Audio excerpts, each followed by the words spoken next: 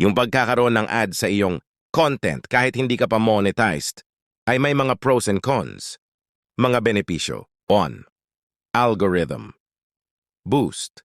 Ang pagkakaroon ng ads sa iyong content ay maaaring magbigay ng boost sa algorithm dahil pinapayagan ng Facebook na ipakita ang ads sa mas maraming users. Posibleng mapansin ito ng algorithm, kaya mas mataas ang chance na makita ng mas malaking audience ang videos mo. 2. Content familiarity. Sa audience perspective, nagiging mas professional ang dating ng iyong content, lalo na kung ito ay may ads, kaya't maaari rin itong makatulong sa pagpapalakas ng iyong credibility at engagement. 3. Preparation for monetization. Sa oras na maging eligible ka sa monetization, mas magiging sanay ka na sa paglikha ng content na pabor sa algorithm at maaaring mas mabilis kang kumita dahil sa mas mataas na viewership. Mga limitasyon. 1. No revenue for now. Kahit may ads, hindi ka pa kikita mula rito dahil hindi ka pa eligible sa revenue sharing program.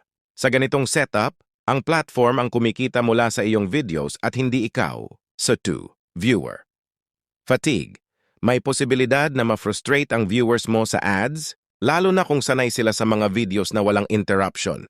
Kapag monetize ka na, maaaring magkaroon ng konting impact ito sa engagement.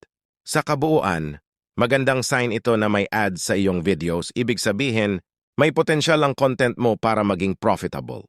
Samantalahin mo ang pagkakataon para palakihin ang audience at watch time mo para maging eligible ka sa monetization sa lalong madaling panahon.